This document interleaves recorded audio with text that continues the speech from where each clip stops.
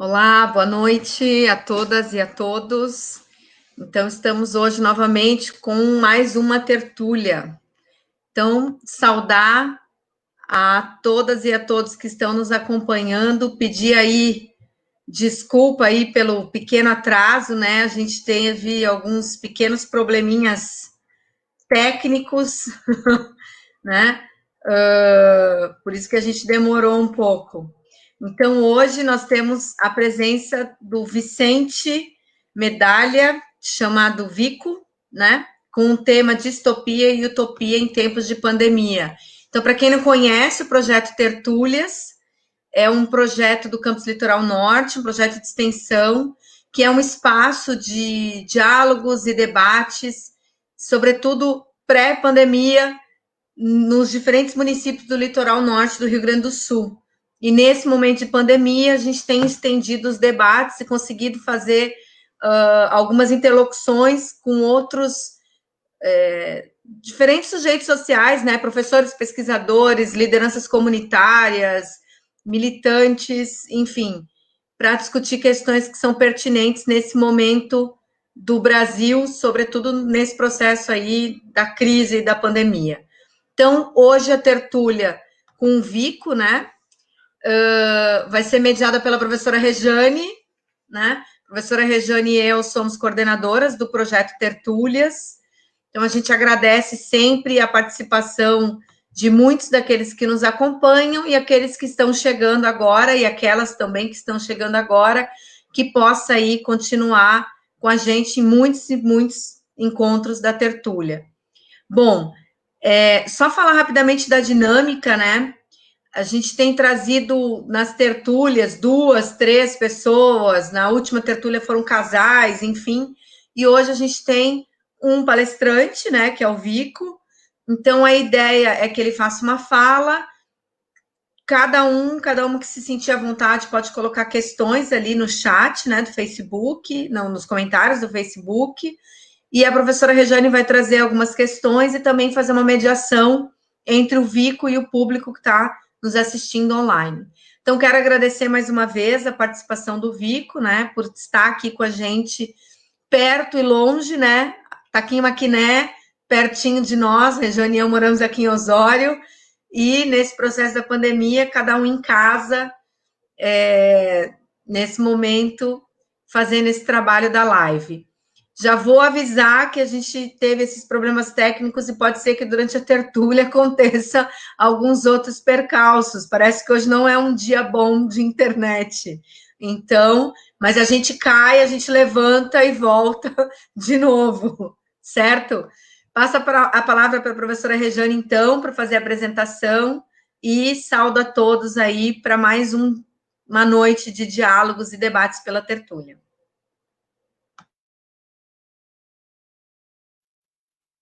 Boa noite, então, pessoal.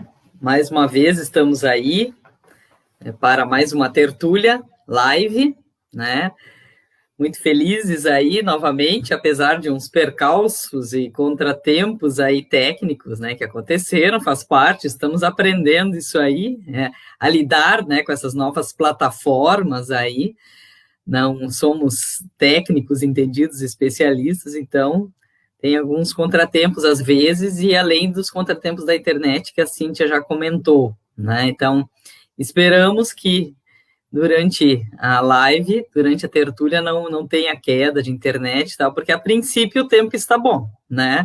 Quando venta muito aqui em Osório, é internet, é Netflix, enfim, né? Complica, mas hoje está um dia, uma noite também, assim, aparentemente tranquila, né? Mas tudo faz parte. Como disse a Cíntia, se a gente cair, a gente levanta e vamos que vamos. Levanta, sacode a poeira e dá volta por cima, né? A gente está acostumado, né? E então, vamos lá. Hoje, então, né, com muita alegria, nós trouxemos o Vico, Vicente Ram Medalha, para falar sobre distopia e utopia em tempos de pandemia.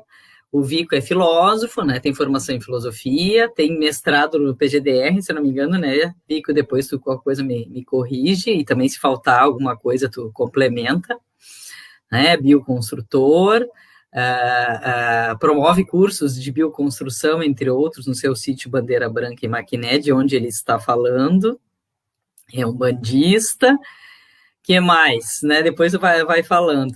Então, ele vai nos apresentar digamos assim, um panorama um pouco, né, desse momento que a gente está vivendo, a partir, digamos assim, da sua construção, né, enquanto pessoa, né, enquanto filósofo, enquanto umbandista, enquanto ambientalista também, né, e, enfim, enquanto, né, todo a sua pessoa, né, digamos assim, né, uma visão assim panorâmica e de certa forma sistêmica aí deste momento.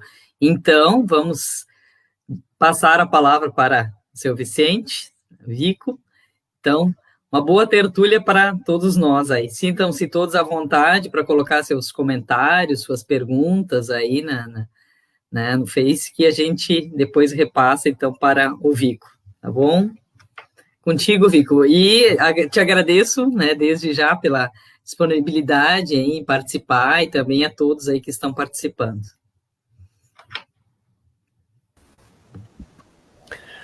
Bueno, então, boa noite a todo mundo aí que está participando. Boa noite, Rejane e Cíntia. Agradecer muito o convite, né? Na verdade, a Rejane fez o curso de bioconstrução que a gente fez aqui no Carnaval, que foi o primeiro evento público aqui do sítio Bandeira Branca, né? Foi uma grande alegria a participação da Rejane. Se der, com condições aí técnicas, depois no final mostrar umas fotos do curso. Queria dar um abraço especial aí para os amigos, amigas e familiares que estão acompanhando, né? Eu vi aqui o Fabrício, que é meu colega na rede municipal de Porto Alegre, de ensino de Porto Alegre, e outros amigos aí, a Lilith, a Val, aqui da Barra do Ouro. Enfim, eu só consigo ver quem manda aqui comentários. Então, vamos lá. Vou primeiro me apresentar rapidamente. O que ainda não foi dito, né?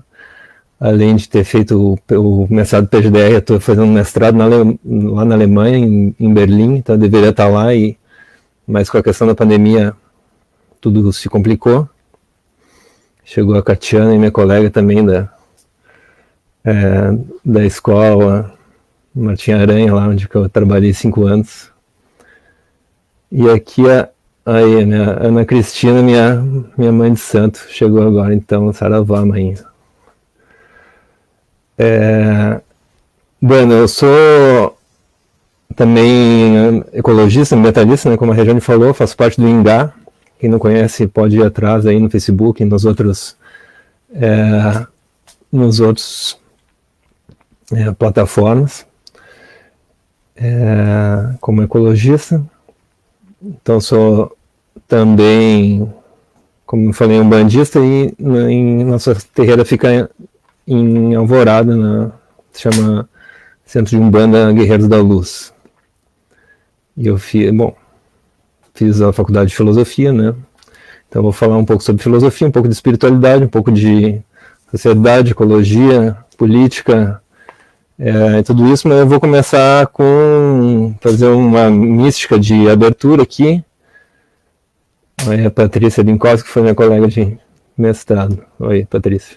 Então vou fazer então uma leitura aqui, vou parar de saudar as pessoas aqui, senão vou fazer muitas interrupções, mas sintam-se todos saudados. Vamos começar então. Vou ler aqui uma música do Xangai, mas eu vou declamar aqui como uma poesia, porque a gente não tem condições aqui de tocar violão, não ia captar bem. Se chama Matança, essa música, e é assim. Cipó caboclo tá subindo na virola, chegou a hora do pinheiro balançar, sentir o cheiro do mato da emburana, descansar, morrer de sono na sombra da barriguda. De nada vale tanto esforço no meu canto, para nosso espanto tanta mata já vão matar, tal Mata Atlântica e a próxima Amazônica, alvoredos seculares impossível replantar. Que triste sina teve o cedo, nosso primo, desde menino que eu nem gosto de falar.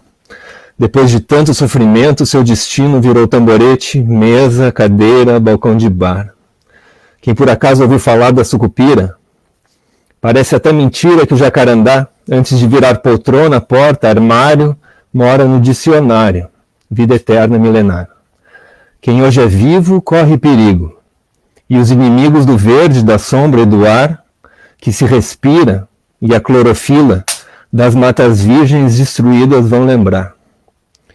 E quando chegar a hora, é certo que não demora, não chame Nossa Senhora, só quem pode nos salvar é a Caviúna, Cerejeira, Baraúna, Imbuia, Pau d'Arco Sova, Juazeiro e Jatobá. Gonçalo Alves, Paraíba, Itaúba, Louro, Ipê, Paracaúba, Peroba, Massaranduba. Carvalho Mogno, Canela, Embuzeiro, Catuaba, Janaúba, Aroeira, Araribá, Pau-Ferro Angico, Amargoso, Gameleira, Andiroba, Copaíba, Pau-Brasil, Jequitibá. Então essa aí é a música do Xangai.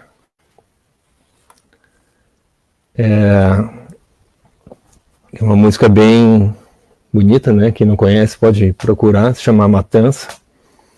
E ela traduz, né, um pouco o que a gente está vivendo e também bastante o que eu preparei aqui. Na verdade, essa live é um tipo de um follow-up na outra live que eu participei lá na Bororó Educação. Inclusive a gente vai poder falar um pouco da Bororó, porque faz parte também aqui dessa questão. Então, distopia e utopia. Vamos começar com a distopia? Um motivo de começar com o pior. Primeiro a gente toma o vinho pior, depois a gente toma o vinho melhor. Então, no caso, esse primeiro vinho, ele é um vinho bem ruim, né? Azedo. Que é essa distopia que a gente está vivendo. A distopia, para quem não sabe, né? Bom, utopia seria um espaço positivo, né? Que a gente almeja. A distopia é o contrário, né? É uma utopia do mal, para traduzir de uma forma bem simples, né? O que, vamos dizer, explica, ou vamos dizer, ilustra com maior síntese essa distopia que a gente está vivendo é a desigualdade brutal que a gente vive no mundo, né? Não é uma questão no Brasil, evidentemente. Então tem um dado aqui da Oxfam de janeiro desse ano, ou seja, relativamente atualizado, que diz que 2.153 pessoas possuem o mesmo do que 4,6 bilhões de pessoas nesse nosso mundo. De novo, 2.153 bilionários têm o mesmo patrimônio, e isso estimado, né? Porque tem muito desse patrimônio aí que ele é escondido, né? Então a gente pode até considerar que é muito maior. Essas 2.000 pessoas têm o mesmo patrimônio que 4,6 bilhões de pessoas. Ou seja, o que cada um tem equivale a 2 milhões de pessoas. Cada um deles tem a mesma coisa que 2 milhões de pessoas, né? Então, uma coisa bizarra. No Brasil, né, a gente tem uma situação em que a fortuna de 42 pessoas, dos bilionários brasileiros, aumentou em 177 bilhões. Não botei aqui se é de reais ou dólares, mas de qualquer forma é escandaloso, né? Só nesses 4 meses da pandemia. Então, 42 pessoas aumentaram a sua renda em 177 bilhões. Então essa é a distopia, que vamos dizer assim, a expressão clara da distopia. E isso, na verdade, está sendo uma tendência, essa é a tendência, né, de concentração de renda. Isso se dá e depende, para que isso aconteça, né, da construção e aprofundamento de uma sociedade de controle. Então, por quê? Até tem esse livro, né, muito referencial, né, o discurso da servidão voluntária, que é um autor renascentista, né, Etienne de la Boétie, que ele pergunta como que o tirano, que é um só, consegue controlar uma multidão, né? Então, como que essas 4,6 bilhões de pessoas não simplesmente dão um peteleco, esses 2 mil pessoas, né, que com certeza poderia, né? E isso, a resposta disso é, com certeza, a construção de uma sociedade de controle, né? Então, primeiro, que os estados nacionais não tenham poder nenhum, né, e que eles estejam na mão dessa elite muito ínfima, né, e cada um dos países vão ter, então, uma elite subsidiária dessa elite mundial, né? Então, essa sociedade de controle, ela necessita de um ambiente de medo, e com certeza, essa pandemia, mas também o próprio desemprego crônico e estrutural, ele promove esse medo, né? Então, se tu não te vender do que eles estão querendo te pagar, tu tá descartado. Por outro lado, essa sociedade, ela precisa de a compra, né, de um padrão de aparências, né? Então a pessoa tem que seguir um modo de vida que seja condizente, né, a essa estrutura de concentração de renda, né? Então é isso que se chama, né, na sociedade de aparências. E por fim, essa sociedade, ela requer que os seus integrantes eles façam parte, né, de uma sociedade de dependência. Então a pessoa não pode fazer por si mesma, né, ela tem que depender cada vez mais, depender de tudo, né? Então, por exemplo, para se aquecer, ela precisa da energia elétrica, né? E para isso fazer uma hidrelétrica, ao invés de poder ou ter condições, né, de ter, por exemplo, uma lareira, né, que é o que eu estou vivendo do meu lado ali. Tem uma lareirinha, que é uma coisa bem simples, mas muito conveniente, né? Mas essas questões, elas se multiplicam, né, as formas de dependência, que agora a pessoa precisa de um smartphone, né, para se sentir integrado numa comunidade, por exemplo. A gente poderia listar uma lista muito grande, né, de dependências que essa nossa sociedade ela requer da gente. Bom, então, sociedade de controle através do medo, da dependência e das aparências. As aparências podendo ser lidas também como falsidade. Bueno.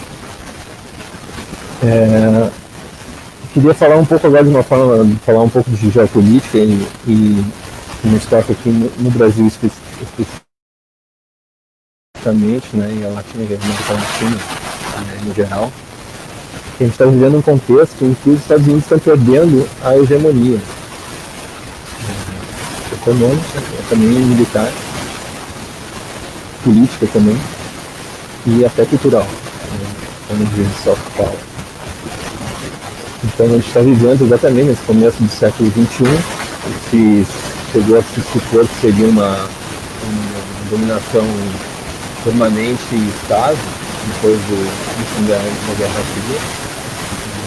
A gente está vivendo num contexto de imperialismo decadente e, portanto, né, como um tão raivoso e ferido, é um imperialismo agressivo.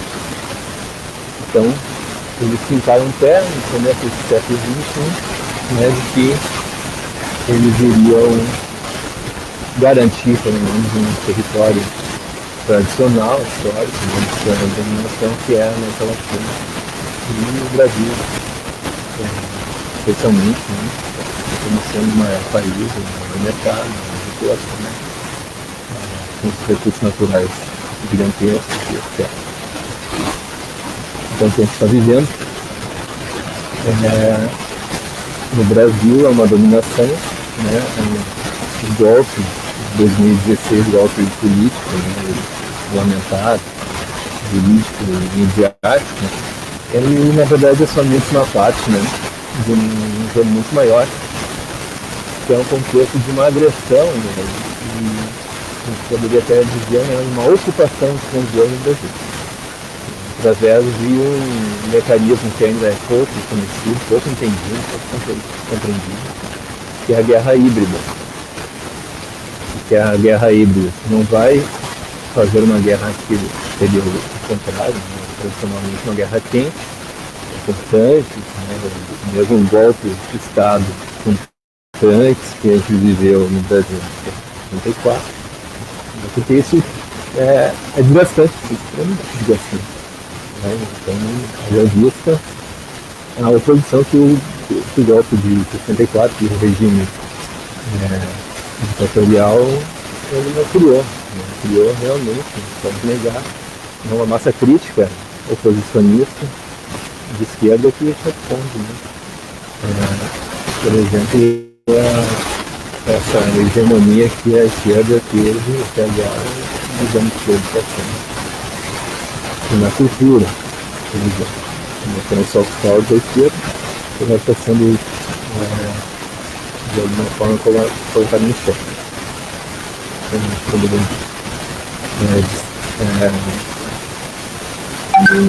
Poderia discutir melhor. Né? Estão dizendo aqui que não está dando para ouvir direito. Não está dando para ouvir direito, é isso? Vamos ver. Bom, qualquer coisa aí. Peraí. Tá tendo muito barulho.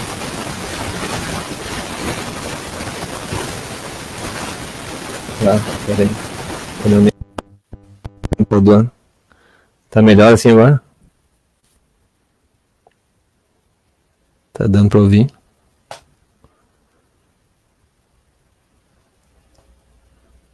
Tá. Beleza. Melhorou. Bueno, lamento aí então se perderam aí muita coisa. Eu vou tocar minha onda aqui porque eu não sei onde é que até onde deu para ouvir ou não, né? Ou será que eu retorno de um ponto específico aí, me digam aí, gurias. Rejane e Cíntia.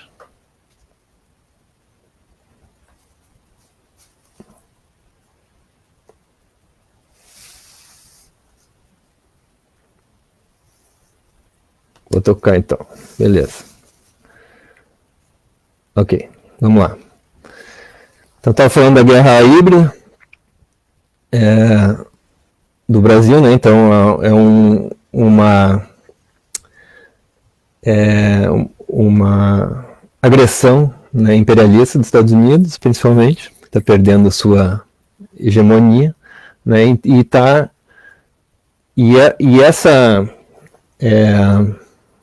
Essa guerra híbrida, ela inclui, por exemplo, essa juristocracia, né, que a Lava Jato realizou, né, ontem, né, teve essa notícia que o procurador-geral disse, né, afirmou, né, o Augusto Aras, o procurador-geral da República, falou que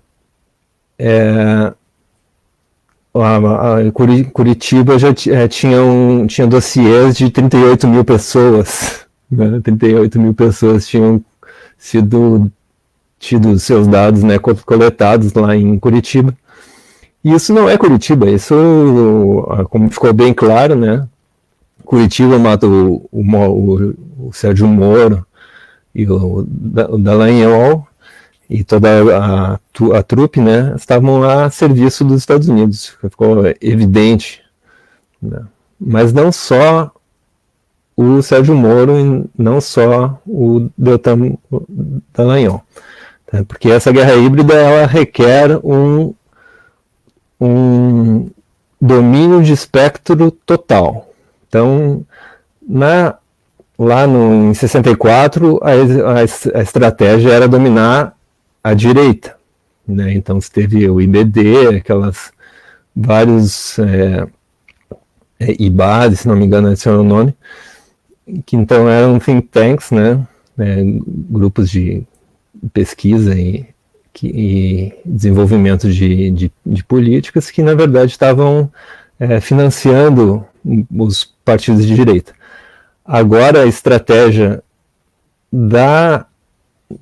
dessa agressão imperialista é dominar a direita, mas também a esquerda, para que haja um domínio do discurso em geral. Então isso é uma coisa muito importante, pouco falado no Brasil, tá? E eu vou recomendar para vocês aqui um site, né, que se chama Duplo Expresso, que é, minha humilde opinião, é o melhor analista da política brasileira atual, com os melhores comentaristas, e o âncora lá, né, o editor, é o Rômulo Maia, que inclusive me foi no âmbito, né, da Umbanda, né, que quem conhece e acredita, né, a entidade me disse, olha, se esse cara aí estivesse no Brasil, já tinham matado ele, porque ele é o único que está pisando nos caos, né, e apresentando a parada mesmo. Por quê? Porque, e dentro desse discurso, né, dessa narrativa que o Duplo Expresso tece e apresenta as provas, que são mais importantes, né, e as provas estão ali,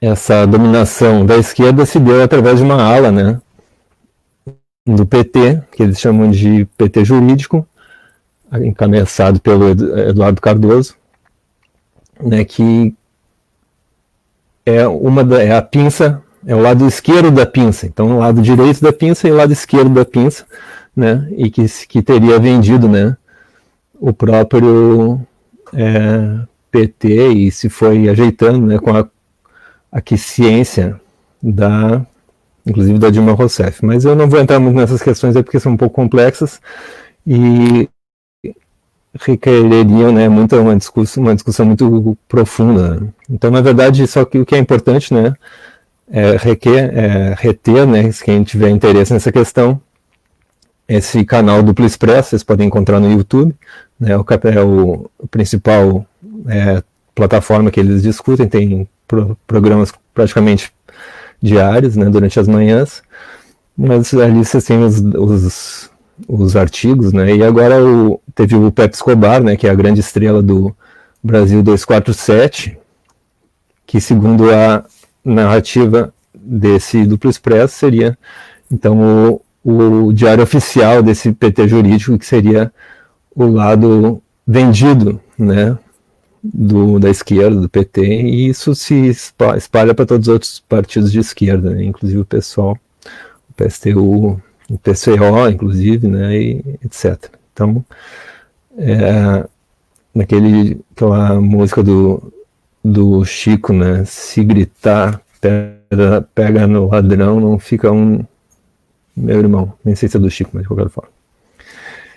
A grande questão, então, é que o que a gente está vivendo no Brasil é uma mudança de regime, né? Então, ter uma aparência de que ainda vivemos abaixo dessa Constituição de 88, mas na verdade não, né? Todas as garantias constitucionais, tudo não vale mais, e o caso do Lula ficou bem claro, né? Que não precisa nem de provas para prender uma pessoa e inviabilizar uma candidatura, por exemplo, né? Só precisa de convicções, né? E todo um aparato midiático, né? Criando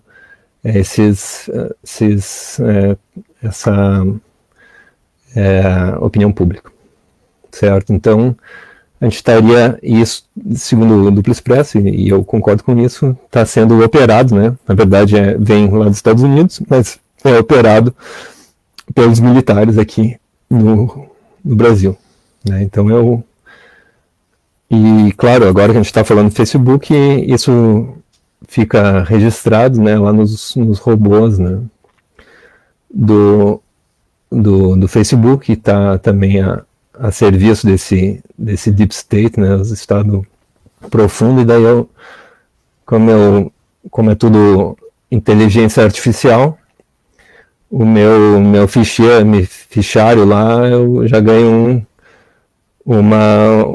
um pontinho a menos, né, lá com o tio Sam. Então, é assim que eles vão controlando, né, quem são as pessoas que vão ficando perigosas, e daí chega um momento que pá. Mas bueno. Essa é a distopia, né? Então, a sociedade de controle, né, através da inteligência artificial, terrível, horrível, né, em que tu não pode sair do script. Né? O que a gente vai fazer com isso, né? Então, a pergunta que se coloca é como o que fazer, né? O que a gente faz numa situação dessa como indivíduo? Essa é a questão. Então, agora entra a nossa utopia, né? Então, vou agora encerrar esse capítulo da distopia e vamos para a utopia. O que fazer como indivíduo? Né? Deixa eu só conferir aqui se está tudo certo aqui nos chats aqui das minhas... da Bezerra, é o Bezerra da Silva, a música do Pega Ladrão, tá. Bueno. Tá. Então vamos tentar chegar numa utopia aí possível. O que fazer como indivíduo?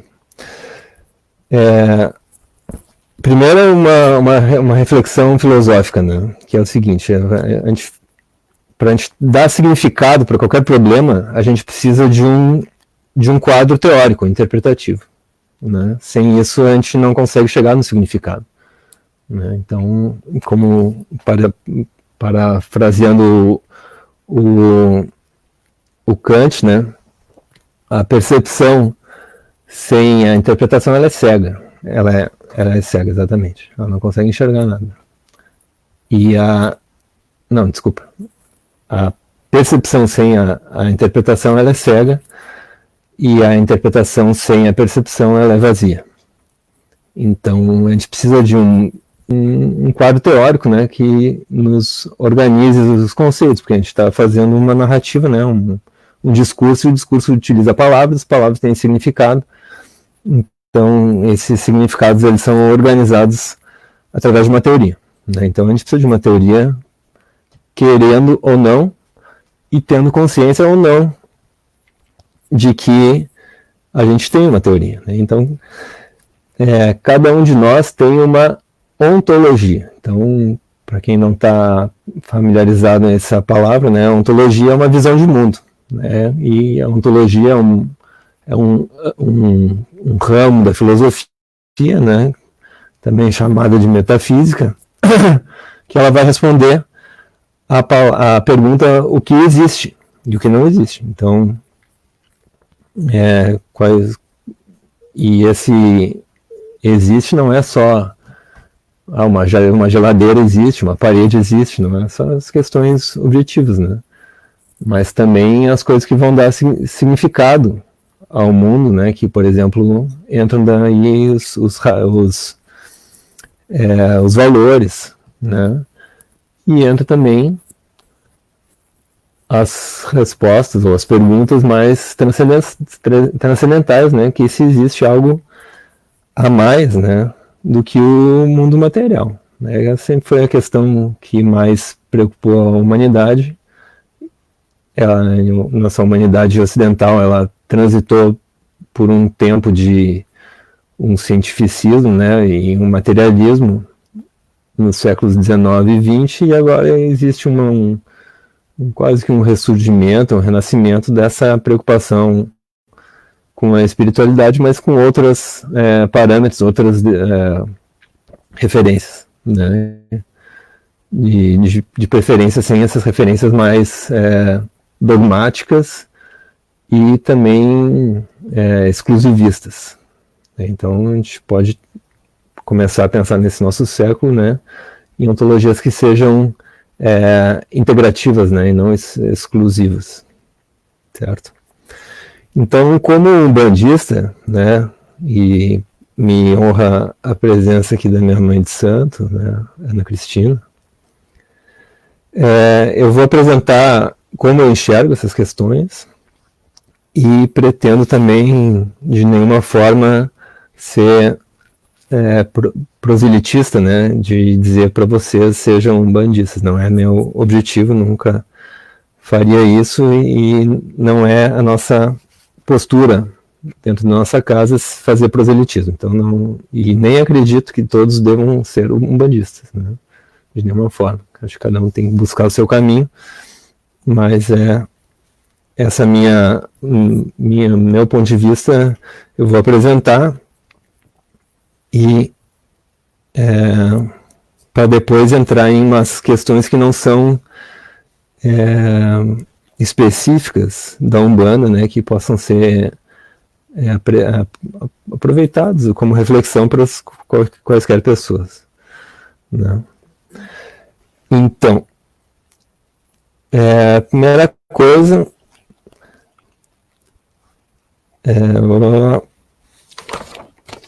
dizer que para nós como umbandistas, né, o enredo maior que a gente está vivendo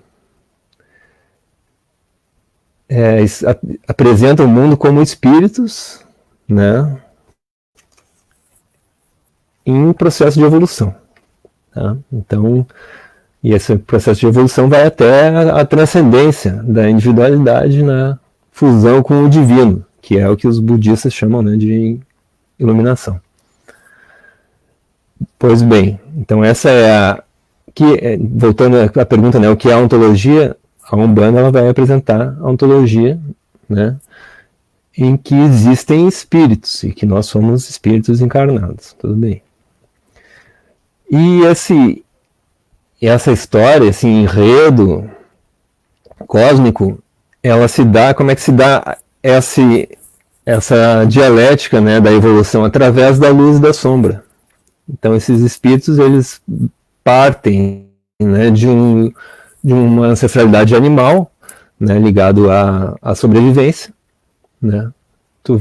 O ser humano como gênero, né, como espécie, vai conseguir se descolar dessas imposições simplesmente da sobrevivência, né, e passar então o que se poderia fazer como uma analogia, né, dos chakras, né, desde a sobrevivência material, que seria o chakra básico, né, lá embaixo, até os sentimentos mais densos, né, do medo, por exemplo, aqui no chakra, né, do plexo solar, até os sentimentos superiores, né, do chakra coronário aqui, cardíaco, melhor dizendo, né, que é do amor, né, conectado então à comunicação, à intelecção e à espiritualidade.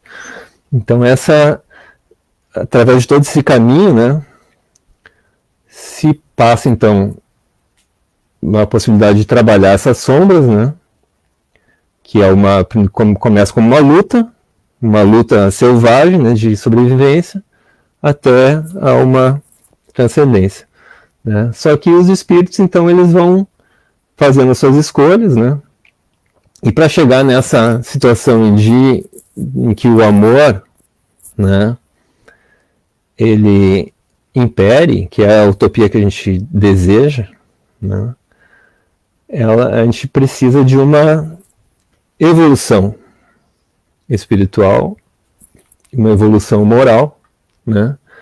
Por exemplo, em não colocar o seu bem sobre o bem de uma nação inteira, né? Ou, no caso, como eu tenho meu rabo preso, foda-se a nação, eu não vou liberar um dossiê que eu tenho, que apresenta, né, a roubalheira de milhares de milionários e bilionários, etc. Que é o que o Duplo Expresso está apresentando, né, com esses Odebrecht Papers, né, que é a lista das propinas de Odebrecht, que está ao alcance do Lula, por exemplo, ou as listas do Banestado, né, que está ao alcance do José Dirceu, por exemplo. Então, isso colocar, então, o bem comum, né, seria o objetivo da política, em primeiro lugar, né, como principal valor, né, e não os seus benefícios pessoais. Muito bem. Que a gente recebe nossa casa, e assim também diria todas as casas, né, de Umbanda e Espiritismo também, né, que são religiões muito semelhantes em muitos pontos, né, com suas diferenças, né, às vezes até com dificuldades de qualquer forma. O que a gente recebe é que existem definições que vêm dos planos superiores para essa terra aqui, e que tudo que a gente está vivendo agora, a partir de um certo momento, né, no começo desse século XXI, é que a nossa humanidade está passando de um estágio para outro estágio, né? Então, o que valia para antes já não vale mais. Daí a pessoa, como um amigo meu me perguntou, tá, quem disse? Daí entra na fé, né? A pessoa acredita ou não. Né? Foi dito, né? É dito em vários âmbitos, né, das casas de Umbanda e do Espiritismo há muito tempo, e que existe então esse processo de uma transformação, e daí a gente pode fazer, né, a conexão com o tema da nossa live agora, né? A transformação de uma distopia em uma utopia. Então isso eu vivo, né, pessoalmente, de uma forma muito intensa e clara para mim, né? E enfim, a Regiane achou que vale a pena e a Cintia, né, a Regiane que fez o convite para mim pessoalmente, mas que valeria a pena eu trazer essas minhas reflexões para vocês. Bueno, só que essa transformação ela depende de um ingrediente fundamental, que é o livre-arbítrio. Sem livre-arbítrio nada existe. E por isso que o livre-arbítrio, na verdade, é o grande ingrediente da evolução, porque se não houvesse livre-arbítrio, não teria mérito nenhum, né, a pessoa fazer qualquer coisa. Muito bem.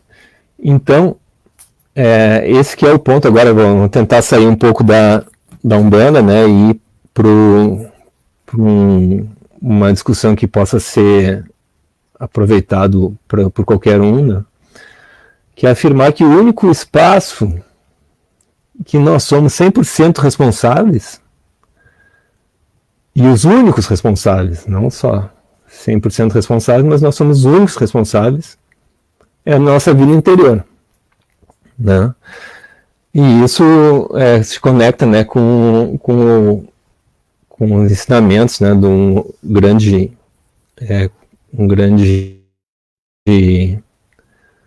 nem poderia se chamar de líder, né, porque ele se negou a se colocar como líder, mas um grande pensador, vamos dizer assim, um grande espírito, né, que é o Krishnamurti. Então ele coloca que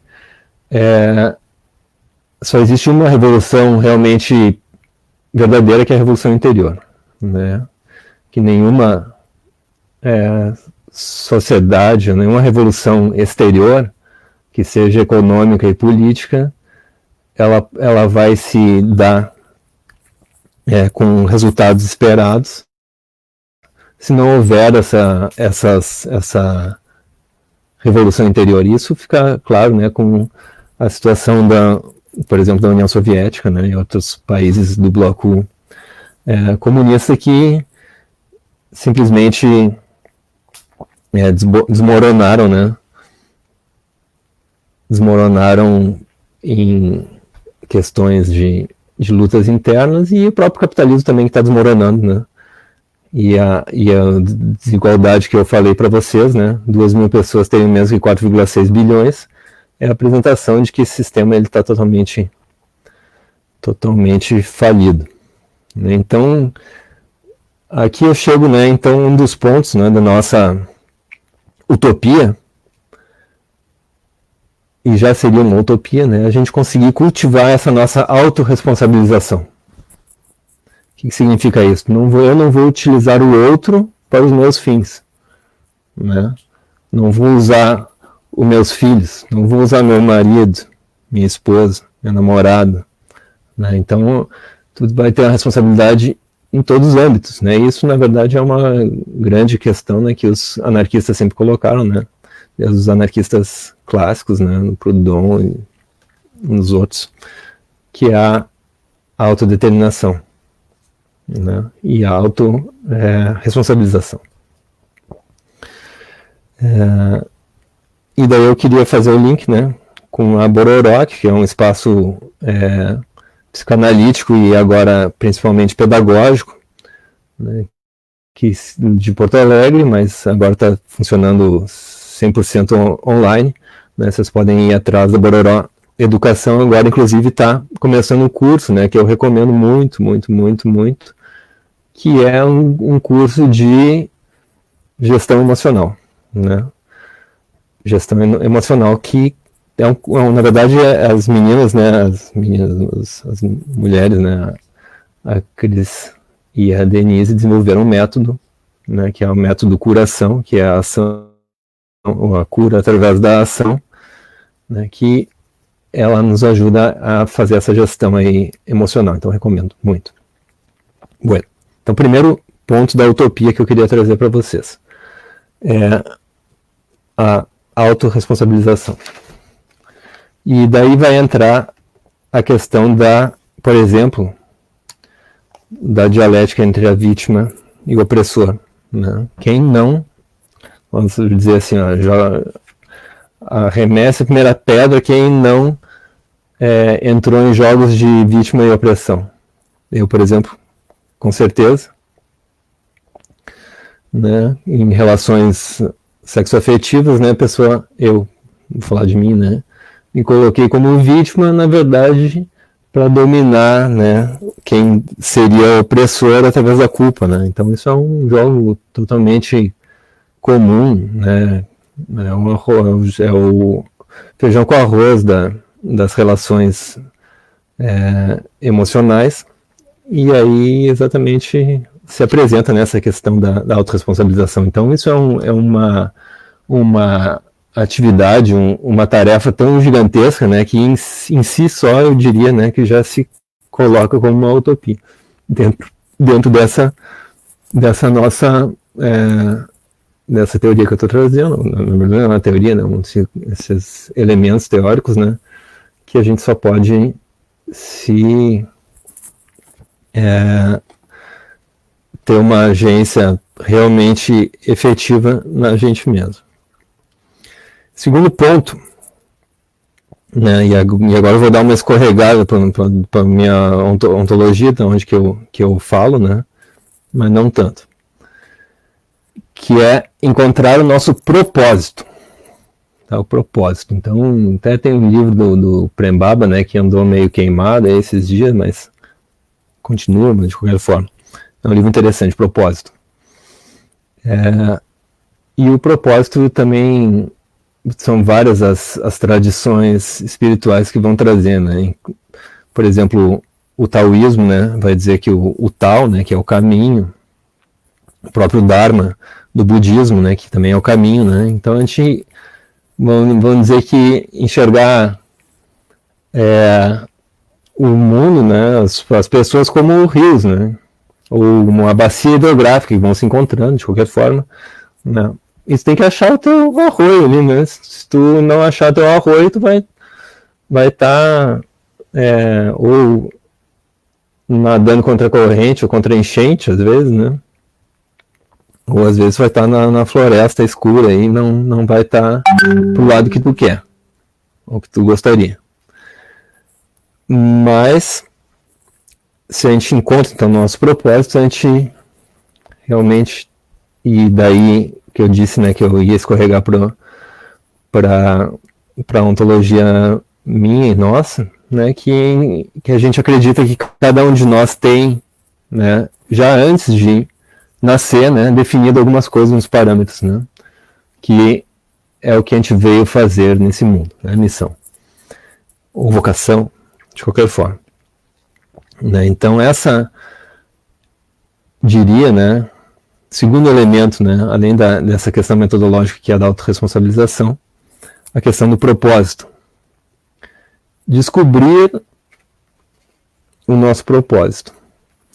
Daí alguém poderia dizer, tá, mas isso perante essa grande situação de sociedade de controle é pouco, né? Enfim, bueno, é pouco, mas é fundamental, né? Se não for fundamental, não vai chegar nunca. E agora a gente está chegando nesse momento em que as máscaras estão caindo, então convém a gente cuidar dessas questões, né? Bueno. Então a pergunta daí que se coloca é como descobrir o propósito. E eu vou responder para vocês.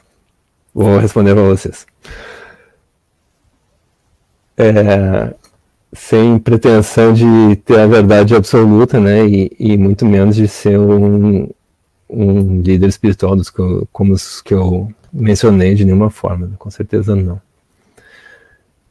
Intuição, né? Esse então também é uma questão metodológica, né? Na verdade é um ferramental. A gente descobrir qual o significado dessa capacidade que a gente tem e que ela foi, né, tão negligenciada na nossa sociedade, que é a intuição. O que é a intuição? É tu descobrir a tua verdade interior, né? Então, verdade interior é o contrário do que a nossa sociedade abrangente, essa distópica, se propõe, né? Que é dizer o que é a verdade para ti e tu vai ter que aceitar, né? Por exemplo, dizer que a esquerda brasileira ela tá dando combate a essa guerra híbrida. Não tá. Para mim não tá, com certeza não. Vocês podem discutir, enfim, mas para mim não tá. Então seria então o terceiro ponto, né, da utopia que eu queria trazer para vocês, que é a gente descobrir a nossa intuição, a gente poder entrar em contato com a nossa intuição, que para nós ela é o contato com uma consciência profunda e espiritual. Quando eu falo para nós, eu estou falando da Umbanda, né?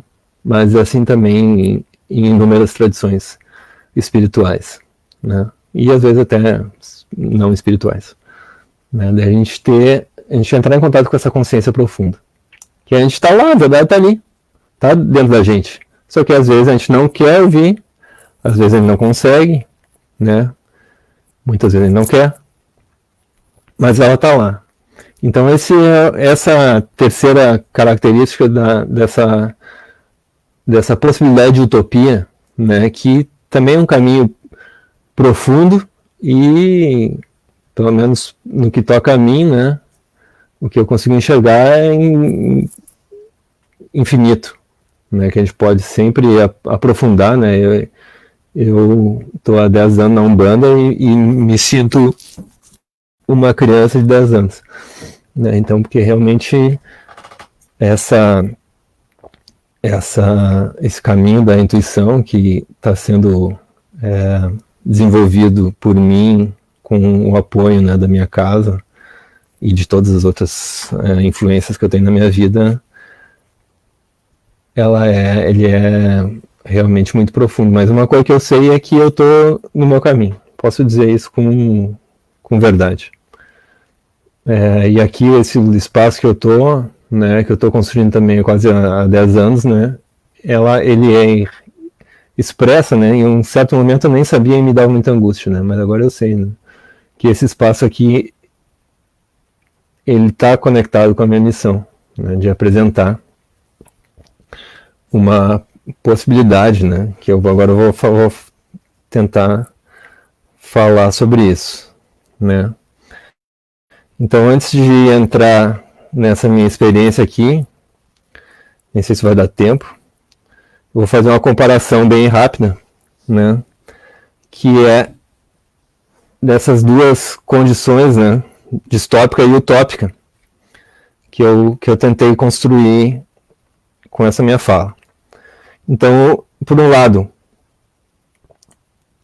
é uma sociedade de aparência, né, contraposta por uma sociedade que se baseia na autenticidade. De um lado, uma sociedade baseada no medo, que é a ferramenta para o controle, contraposta a uma sociedade baseada na coragem. Coragem de quê? De seguir o seu propósito, de seguir a sua intuição. De pensar por si mesmo, seguir a sua verdade interior. Por um lado, uma sociedade que está baseada na dúvida, e para isso vai dizer, não, tu vai ter que caminhar por esse caminho aqui, porque eu sei que daí tu vai ter teu smartphone, vai ter a tua comida na tua mesa, senão não sei, então não. Essa sociedade da dúvida, né, e aí se coloca todo um grande aparato para deixar as pessoas confusas, se contrapõe a uma sociedade, até uma atitude, né, de firmeza, de clareza, e para o nosso lado, né, de fé. Né? Mas o que importa é a firmeza e a clareza. Né? E, por fim, uma sociedade que promove ou se alimenta e se organiza através da dependência, por uma sociedade que é definida, né, ou que persegue a autonomia. Certo? Então, agora eu iria entrar na autonomia, mas eu estou vendo aqui que a gente já está em 1 hora. Então eu ia falar agora sobre viver no mato, né? Essa proposta aqui que eu me coloco pessoalmente, né? E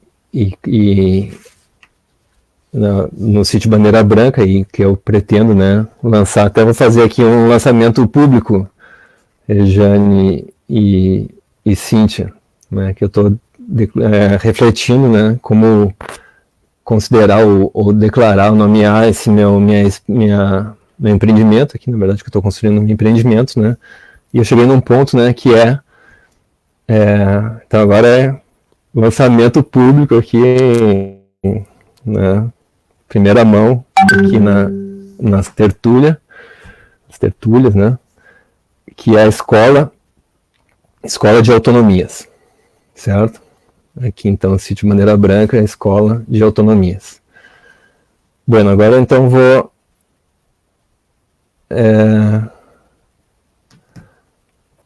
vou perguntar aqui para as meninas aqui se a gente toca ainda essa última questão que eu queria trazer aqui, ou deixamos para outro momento, porque já estamos em 1 hora aqui, também não sei como é que o público aqui não... Abandonei os comentários aqui.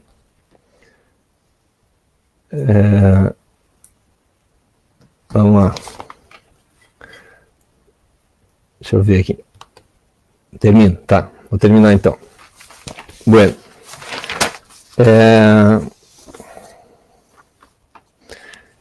Então, agora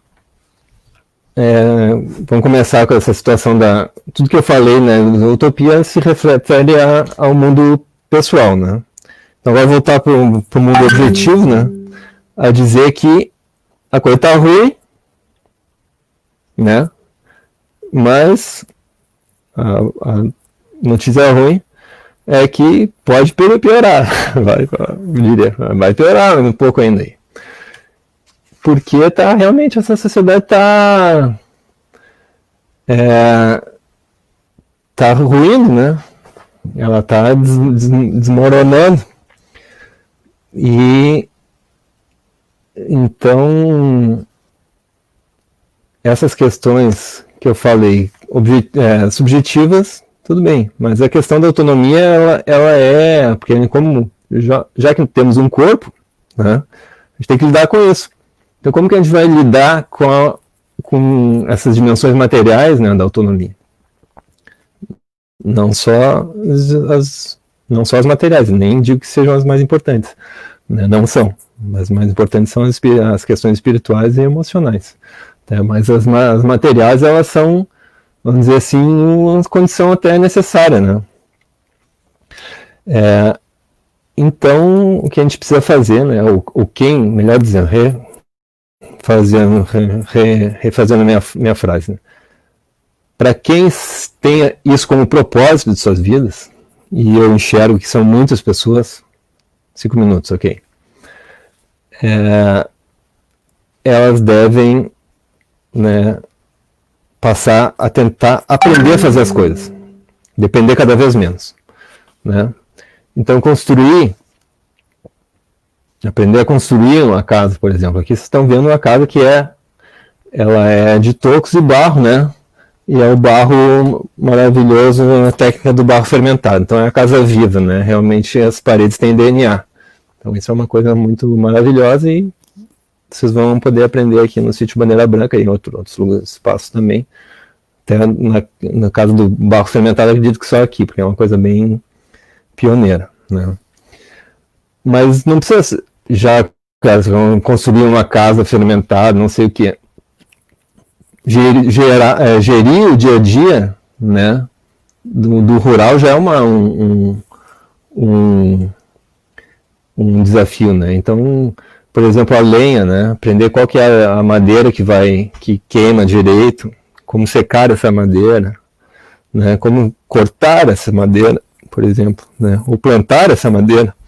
Então são várias questões, né, que requerem ser aprendidas, né? Então, para quem tem isso como caminho, né, essa com certeza é um caminho muito maravilhoso, né, que eu recomendo e gostaria aqui de me colocar como parceiro, né, para quem quiser aprender algumas coisas que tiver na altura do meu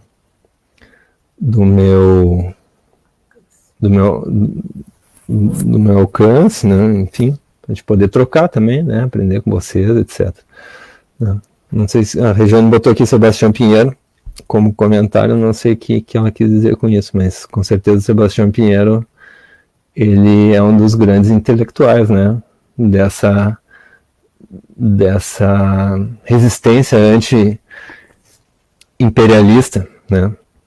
Tá rolando um curso, né, no Sebastião Pinheiro, depois a Regiane pode colocar aí nos comentários, enfim. Bueno, sim, então ela colocou aqui que o Sebastião Pinheiro seria o padrinho, né, eu diria assim, ó, o padrinho dessa tecnologia da biomineralização, com certeza, né? O vovô da Casa Viva, dessa minha casa aqui, né? Através do Jaime Carvalho, que foi o cara que construiu essa casa aqui, né?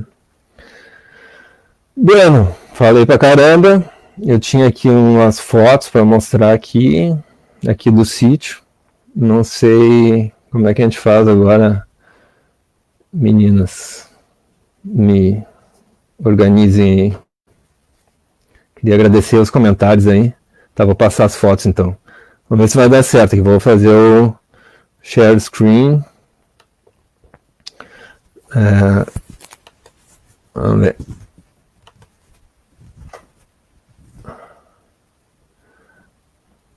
Aqui. Vamos ver.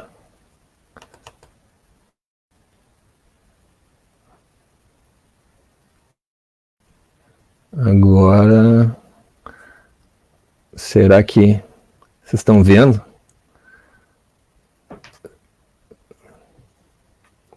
Não. Espera aí. Viram só aqui minha pasta aqui. Vou ter que parar isso aqui e fazer outro aqui. Espera aí. Tá. Só um segundinho. Aqui. Essa ali. Tá. Vamos ver. Vamos ver se agora. Agora acho que foi. Foi, né? Bom, esse aqui então é a casa que... Opa, peraí. Aqui é a casa que que a gente fez a bioconstrução, né? Uma delas, né? Essa aí na verdade é o galpão, né? Então aqui que legal, tá dando certo aqui. Aqui é o rio, né? Aqui na Forqueta. Vamos ver aqui. Então aqui é uma foto do curso, né? A Regiane tá lá, sentadinha no canto lá. Essa aqui é a sala, né? Aqui teve trabalho aqui com as crianças também, foi muito maravilhoso. Aqui então bom, aqui já tem um cardápio de autonomias aqui, né? Desde fazer o pão, fazer as pastinhas, né? E, enfim, muitas coisas muitas mãos autônomas, né? E aí as paredes de barro fermentado, né? Que vocês podem ver, né? Essas paredes aí já tem 5 anos. Né? Aqui a dona Regiane peneirando uma cinza, né? Muito legal. Para fazer a bioconstrução, saiu dali a cinza, parece que ela está com medo do calor, né? Aqui pessoal rebocando uma parede, né? E aí tem uma libélula, né? Na parede, fazendo uma pintura nessa parede aí. Aqui a Lilith, que está aqui nos acompanhando aqui, pintado. Aqui então rebocos também, tudo bioconstrução, né? Aqui outra amiga colhendo cactos, né? Que é coisa também maravilhosa, né?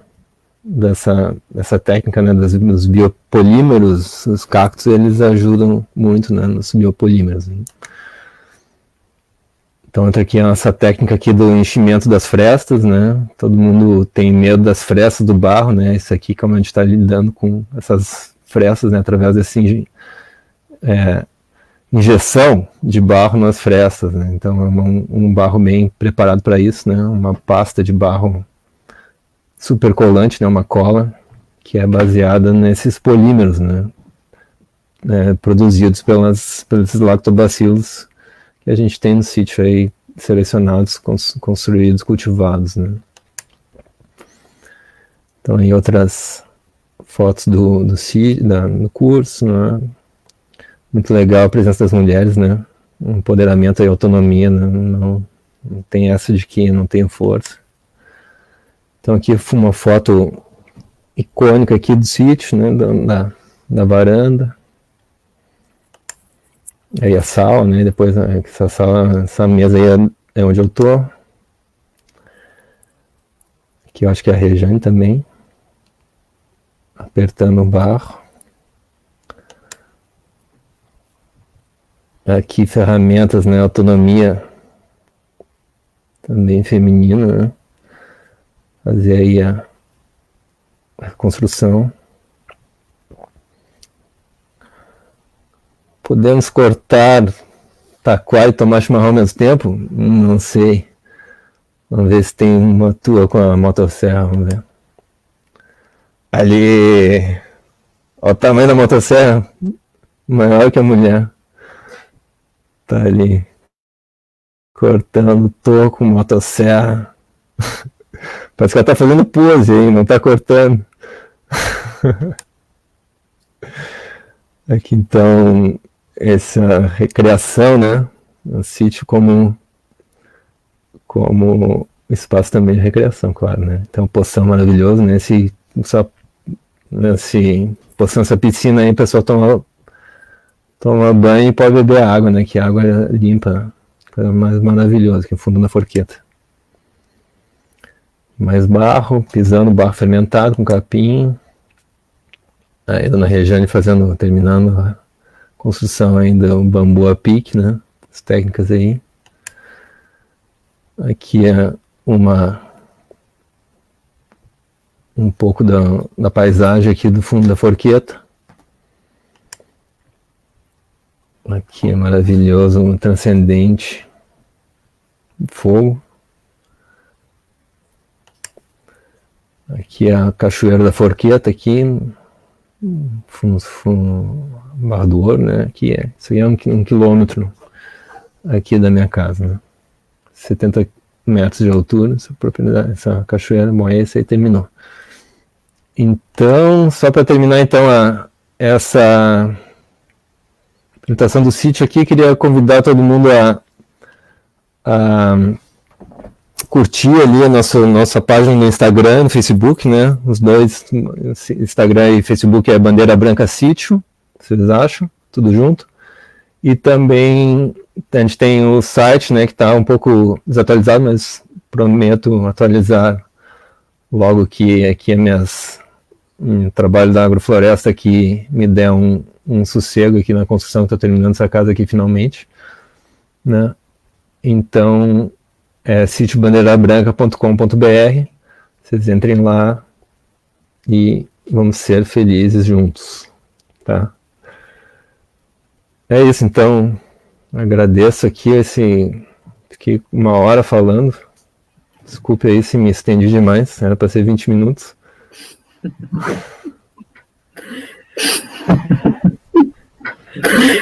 Tudo bem, Vico, faz parte. Tudo bem, Vico, faz parte, né? Professor e filósofo, né? Pois é, daí é difícil, né? Vamos ver aqui. Falar pouco, né? Vamos ver aqui. Falar pouco, né? É difícil, né? Bueno.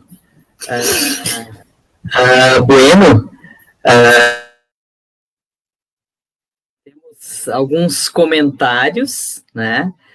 Mas, primeiramente, né, quero te agradecer, então, pela fala, foi muito interessante, né? Dá o que pensar, né?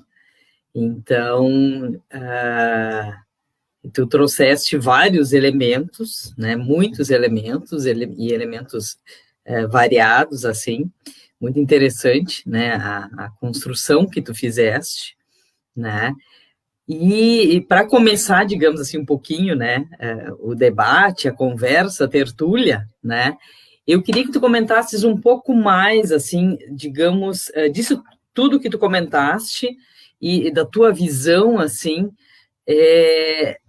sobre esse momento, né, que a gente está vivendo aí de pandemia, de isolamento social, como é que a gente pode fazer essa costura, né, em termos um pouco, né, tu abordaste, mas como é que a gente pode fazer uma costura com este momento atual, no sentido, assim, de procurar entender de uma forma, não sei se transcendental seria a palavra, ou talvez uma forma filosófica ou mais espiritualista, alguma coisa assim, né? No sentido de transcender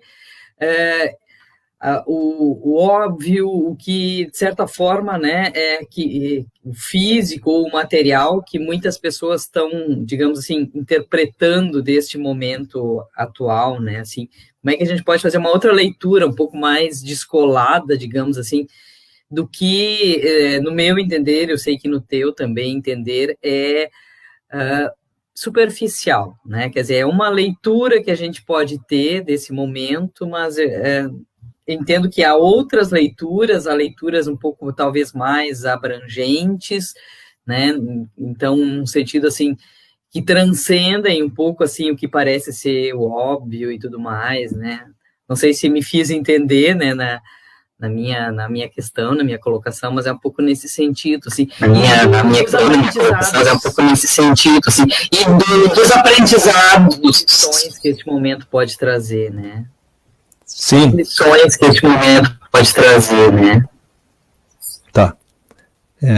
Dá para ouvir aí? Tá bom o som? Tá. Bom, obrigado, então, pelo comentário, e realmente me dá a oportunidade para costurar, né? Faltou falar da pandemia, né? Então, justamente, eu estava falando dessa questão da nossa ontologia como umbandistas, né? E que a gente considera que isso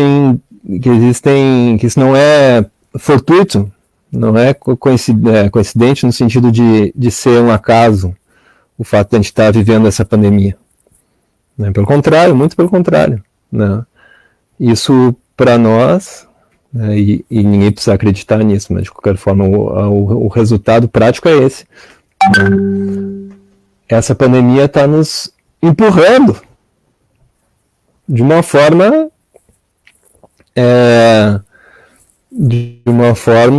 quase que compulsória, por um lado, a olhar para dentro, né?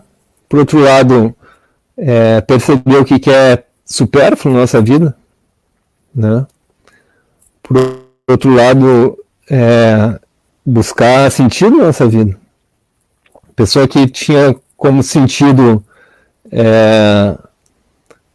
uma vida assim de dissipação, vamos dizer assim, né? Sem querer ser moralista, né? Mas hedonista, né?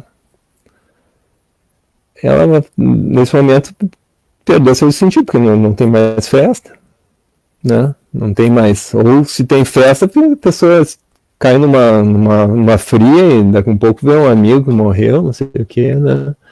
Que é o que tem acontecido com muita gente, né? E, então, por outro lado, também, essa pandemia tem apresentado para todo mundo uma exigência de lidar de outra forma com o dinheiro, por exemplo, né? Então, muita gente ficou desempregada, muita gente, mas também não está gastando tanto, né? Então, esses dias uma amiga me falou, olha, como eu não estou gastando, eu consegui guardar o dinheiro, eu consegui gastar, pagar o aparelho dentário que eu queria, um sonho que eu tinha. Né? Então, um exemplo bem prático, né? Então, essas dimensões, né, que eu apresentei como espaço de utopia, né, que é a autorresponsabilização, né, a intuição e a autonomia, né, elas estão sendo fomentadas pela pandemia. Então eu vejo muitas pessoas, né, isso para mim é uma coisa bem significativa, né, eu com certeza também, né, mas muitas pessoas do meu círculo têm dito, paradoxalmente para mim, e tu me falou isso quando a gente conversou esse outro dia, né, para mim esse momento da pandemia está sendo positivo, né, então é isso, é uma oportunidade que, da forma como a gente enxerga, né, que o alto, né, o espiritual está nos oferecendo como humanidade, na verdade, né, e como o mundo está totalmente globalizado, é necessário soluções agora que sejam globais, né, e experiências que sejam globais, né, é uma oportunidade que a gente está tendo de ter uma evolução assim, vai ou racha, né? Então é isso que seria a minha resposta semi-sintética.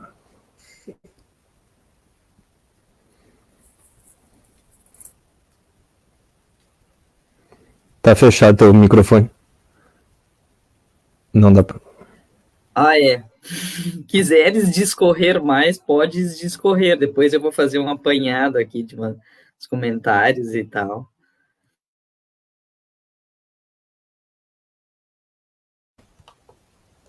Não, acho que tá bom.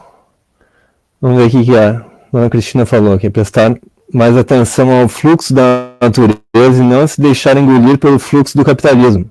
Precisamos exercer a autonomia e saber fazer boas escolhas. Então essa é a minha mãe de santo, né? Ana Cristina Bergalo Zeferino. E então muito bom esse comentário, porque nos traz essa questão, né, que está ligado aqui ao sítio, né, o fluxo da natureza.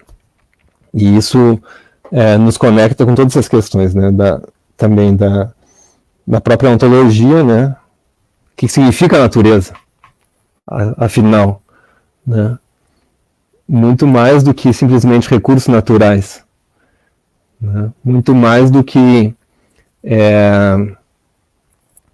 essa natureza moderna que foi apresentado como o contrário da sociedade, né? Então isso é uma oportunidade que a gente tem, e não só da pandemia, mas esse novo mundo que a gente está vivendo agora e está construindo agora, né? Então é que o conteúdo que a gente tem agora é que realmente sim, a gente está com oportunidade, e quem está com esse compromisso já está vivendo um outro mundo.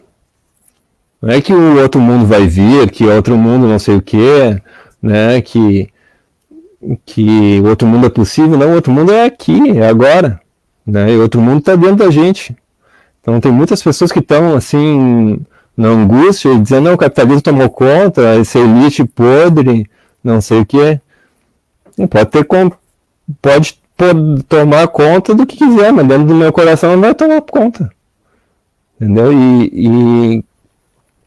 Enfim, então essa natureza, né, e daí entra uma palavra assim, a natureza humana, né, qual que é a natureza humana, né, e qual que é a natureza da natureza, né, e a diferença da natureza humana é a natureza natural, né, essa é uma questão filosófica muito importante, né, muito importante, na verdade foi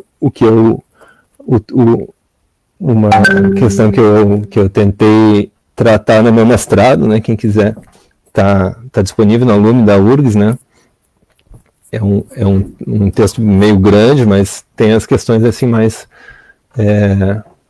referenciais, que é essa grande diferença, né, entre a natureza como era considerada na modernidade europeia, né, que é o reino da objetividade, né, do objeto, a natureza como objeto e a sociedade como sujeito, né, enxergar que isso aí foi uma falácia, né? E esse é o livro do Bruno Latour, né?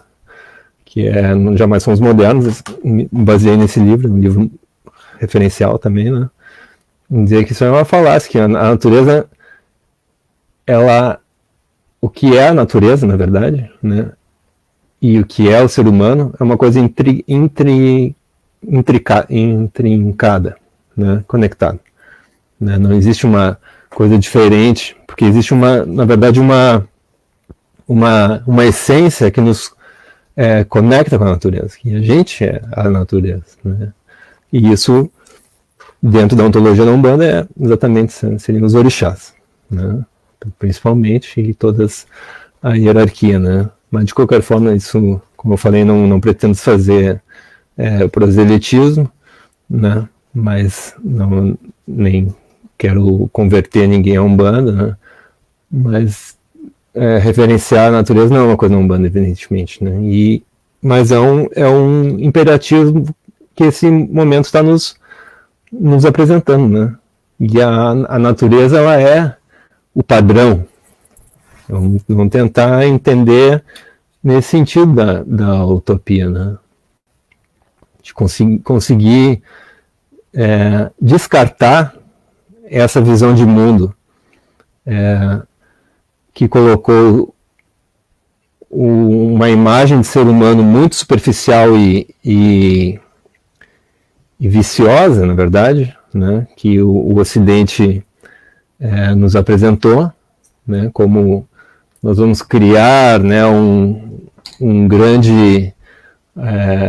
uma grande comunidade de seres humanos através da égalité, fraternité e não sei o que, né, e que afundou,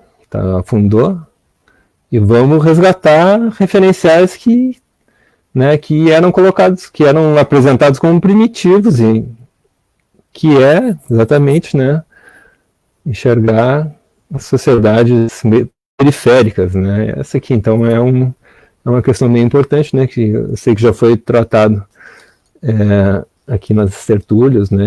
E com certeza vai continuar sendo, né? Realmente sempre enxergar quais soluções as formas periféricas da sociedade podem apresentar para essa grande crise, né? E exatamente isso que é a Umbanda, né? A Umbanda, ela é coisa de negro, de índio, né? Caboclo, preto velho, né? E que, bueno, vamos olhar para esse lado aí e ver como é que a gente pode, ou outras formas, né? Que é simplesmente viver uma vida mais simples, né? Sem precisar de um monte de catatal de coisa que é inútil, né? Então vamos utilizar uma frase célebre, né, do Sócrates, né? Que ele chegou no mercado lá e olhou aquela mãe cheia de quinquilharia e disse: quanta coisa eu não preciso. Né? Então essa a gente chega no rio, na floresta, né, e pô, é abundância, né? Só que a gente tem que saber viver com aquela abundância ali, porque senão, se a gente não souber, ela vai nos engolir, né? Porque realmente a coisa não é simples, né? Quer dizer, ela é simples, mas não é fácil. Ela é fácil, mas não é um boi, como diz não se falar, pelo menos, né? Como na gíria, né? Bom, falei um monte aí. Não, capaz. Este momento, eu penso, né, como alguém, né, da filosofia, imagino que tu vais concordar, que o Thoreau, né, Henry David Thoreau, filósofo estadunidense do século XIX, eu acho que tem muito a nos dizer neste momento, né, assim, e tu lembras muito, né, essa questão de ir morar no mato, né, quer dizer, ele, num determinado momento da vida dele, se encheu o saco, né, para resumir, assim, né, ser bem direto, se encheu o saco da sociedade e foi morar no mato, né, construiu uma cabana bem pequena, bem simples, com os recursos que ele tinha, e aí justamente para refletir sobre o que de fato é essencial. Eu acho que este momento está trazendo muito isso, né, nós comentamos um pouco aquele dia que a gente conversou antes, né, da live, que é um pouco isso hoje, tem muita gente que está parando para pensar, para refletir o que de fato é essencial, né? Então, aquela frase que aparece bastante, né, no filme Sociedade dos Poetas Mortos, fui à floresta porque queria viver intensamente, né, para não ao final da vida descobrir que não vivi, né? Então, eu penso que muita gente hoje, de uma forma forçada, está descobrindo isso, né? O que de fato é essencial, o que de fato é importante, né? E penso que em especial nesse momento, o Thoreau tem muito a nos dizer, assim, né? Com certeza, tá aqui o meu exemplar do Walden, né? Que foi referencial, né? Para mim, com certeza, eu li o livro aqui, tinha 20 e poucos anos, acho que nem tanto, 19, e foi assim uma epifania, né, na minha vida. Realmente ele, tanto nas questões políticas, né, ele inclusive foi uma referência para o Gandhi, por exemplo, né, nessa questão da desobediência civil, né? Então, tem tudo a ver com o que tu falou aí, a questão da autonomia, né, da autorresponsabilização. Como filósofo, eu diria que tu acertou na mosca, né? Exatamente. Então, recomendar aí pessoas leiam, dá para ler aí? Henry David Thoreau, livro Walden, né? Tem tradução, evidentemente, tem tradução em português, né? Então o cara, ele é um filósofo, né, do movimento que se chama neotranscendentalista, norte-americano, né? Ele escreveu no século XIX, e ele decidiu morar na floresta, né? Decidiu morar na floresta para viver uma vida assim simples e saber o que é que realmente ele precisava, né, na vida dele. Então ele fez dessa experiência filosófica e com certeza espiritual, né? Também se pode dizer, uma experiência prática, né? Então, bom, de uma forma muito diferente do que eu fiz aqui, né? Ali tem uma edição em português, imagino, né, que seja. E então ele fez essa experiência prática aí lá no século XIX, né? Escreveu esse livro maravilhoso, então que ele discute tanto a questão filosófica, né? E até psicológica, né? De ficar sozinho, né? Na floresta e até os custos, quanto que ele gastou, as tábuas, comprou prego usado, conseguiu lá no tábua na estação ferroviária, todas essas coisas assim, mas bem práticas, né? Como é que ele construiu? Bom, ele começou a construir a chaminé da lareira e tal, porque lá na região de Boston, lá, né? Faz muito frio, de qualquer forma, no inverno, né? Então, daí ele escreveu esse livro aí, foi referencial até no movimento conservacionista norte-americano, né? É um precursor e até hoje ele é referencial, né? Então recomendo bastante. Realmente o Walden, em todos os textos do Thoreau, inclusive essa desobediência civil, né? Que ele foi preso porque ele se negou a pagar os impostos para um Estado que estava fazendo uma agressão imperialista, né? Que na verdade foi a guerra dos Estados Unidos contra o México, né? Que anexou lá o Texas e o Novo México e a Califórnia, né? Então ele se negou a pagar os impostos e preferiu ir para a cadeia de qualquer forma, né?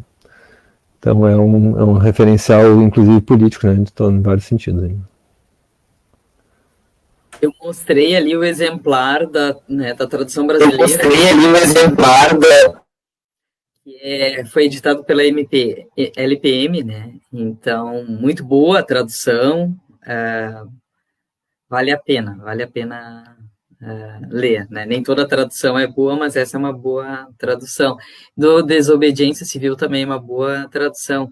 E ele não pagou imposto porque o imposto ia para a escravidão e para a guerra contra o México, né? Então, né, pelo que eu me lembre, assim, né? Então não quis pagar imposto, não é porque não tinha, porque no dia seguinte alguém pagou para ele, né? O irmão, o amigo, não sei o que, ele foi libertado, mas ele não queria, né? Porque não queria fazer parte, né? Coadunar com isso, né? E então muito interessante. O Eduardo Rupenthal, né? Nosso conhecido,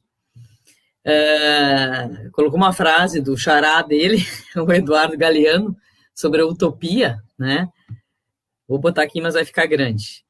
Utopia está lá no horizonte. Me aproximo 2 passos, ela se afasta 2 passos. Caminho 10 passos e o horizonte corre 10 passos. Por mais que eu caminhe, jamais alcançarei. Para que serve a utopia? Serve para isso, para que eu não deixe de caminhar. Eduardo Galeano.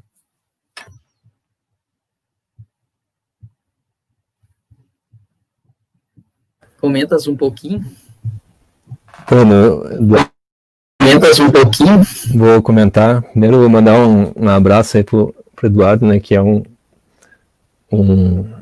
companheiro de luta, né, ele fez parte do INGA durante vários anos, né, a gente militou junto em várias causas aí importantes, né, com destaque a hidrelétrica de Paiquerê, com certeza a nossa maior vitória, né, em termos de movimento ambiental, que foi ter, pelo menos até agora, né, evitado a destruição lá de uma área de, se não me engano, agora não me lembro exatamente os valores, né, mas acredito que eram 4.000 hectares, né, de Mata Atlântica primária, né, para construir uma hidrelétrica lá em Bom Jesus, né. Então, bueno, um abraço para o Eduardo. Então, essa é tradicional da utopia, né, e essas formas que eu coloquei aqui, né, da utopia como autorresponsabilização, como não se colocam exatamente nesse sentido, né, mas como a intuição é mais no sentido, vamos dizer assim, político, né, no sistema político, principalmente, né, mas se a gente for colocar na questão espiritual, né, quem tem, né, essa visão espiritual e almeja, não enxerga, né, tem como na sua ontologia a possibilidade de uma iluminação espiritual, é exatamente isso, né. E inclusive na Umbanda a gente nem tem tanto essa categoria presente no nosso discurso, né, mas ela fica assim subentendida, né, diferente do budismo, por exemplo, que tem a meta específica, né, definida, que a meta é chegar, né, do outro lado do rio, que eles chamam, né, que é a iluminação, né, então mas também é um aperfeiçoamento que ele é sem fim, né. Então nesse sentido aí desse aperfeiçoamento pessoal, né, a gente sim, porque o Galeano ele tem uma visão socialista, né, e ele fez construiu essa frase aí desde esse ponto de vista do socialismo, né. Então, uma sociedade igualitária, sem exploração, etc., né. Mas nesse sentido da evolução espiritual, coincide, né, essas duas visões, né, de uma sociedade. Mas o que a gente coloca, e a premissa, né, que eu coloquei como a partir do Krishnamurti, né, de que uma evolução, uma sociedade utópica no sentido social, ou seja, sem exploração, né, uma sociedade não hobbesiana, né, em que o homem não seja o lobo do homem e da mulher, ela só pode acontecer, ela só pode ocorrer num contexto dessa outra utopia, né, que é a utopia espiritual da auto-evolução, né, auto-aperfeiçoamento, né. Eu queria só comentar aqui a Flávia Santos, que ela falou que não entendeu se mencionou Guerreiros da Luz no município de Alvorada. Exatamente, esse é o nome da nossa terreira, né, Guerreiros da Luz, município de Alvorada. É isso aí, qualquer coisa, se quiser, pode conversar comigo, né, aí no Facebook, eu também, na Ana Cristina que está assistindo aí, deve dar para comunicar, né, essa é a chefe da terreira, né, a responsável legal perante os cartórios de Aruanda, nossa terreira.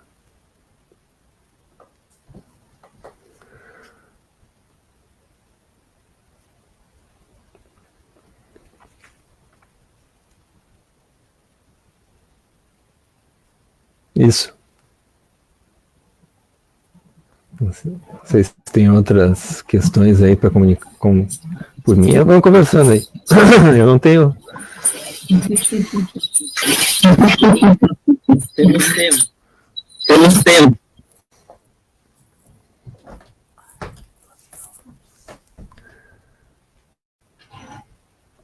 Comentar o Magrão aí. Consumir luz do sol, liberar vitamina D.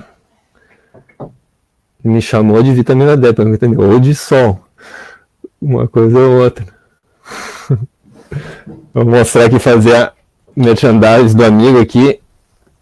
Esse maravilhoso sol aqui é um quadro desse rapaz, o Renato Villanova.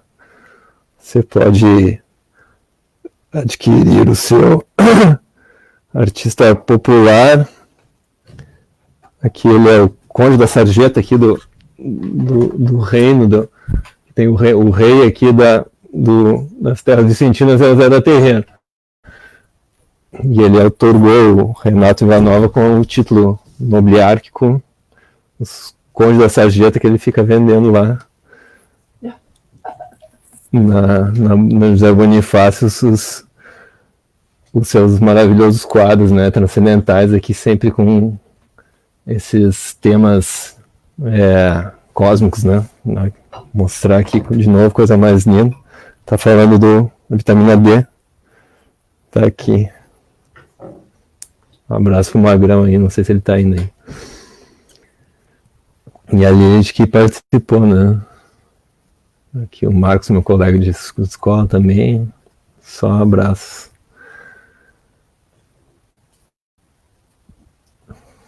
Aqui, Eduardo. Ana Martins, a professora da UERGS, também amiga querida.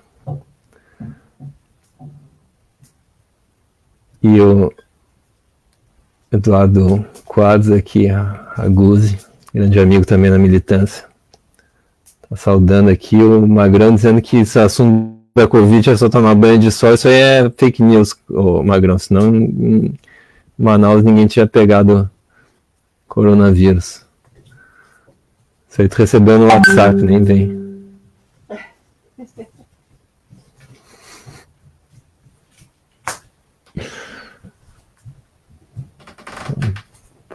Passando.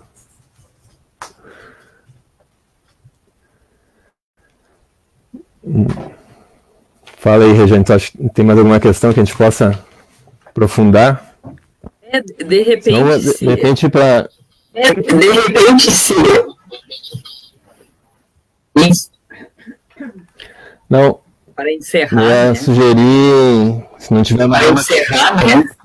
Eu podia tentar, vou tocar, de repente tocar essa música aí do Xangai, vamos ver como é que fica aí de captação do microfone no notebook. Ou faço aqui no microfone aqui do negócio aqui mesmo. Que tal? Pode ser? Pode ser, pode ser. Pode ser, pode ser. Então vou pegar o violão ali. Um segundo.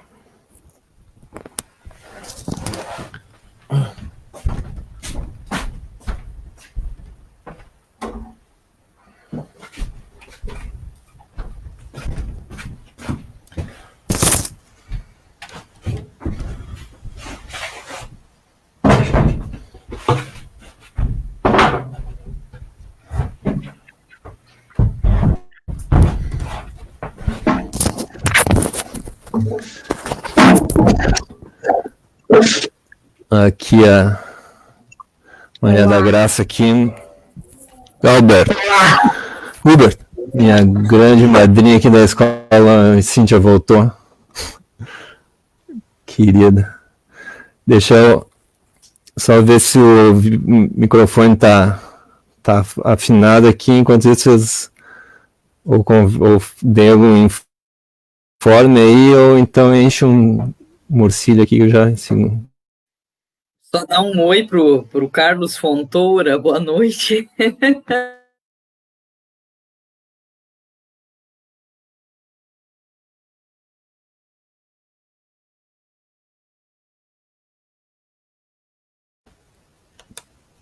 Tá mais ou menos violão aqui, podemos fazer aqui.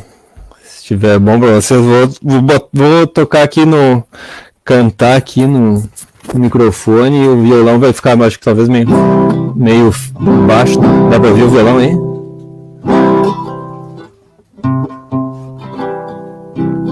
Dá pra ouvir? Ou não? Dá? Tá. Vai ficar estranho aí, eu acho, pelo jeito, mas tudo bem. Vou cantar. Vamos lá.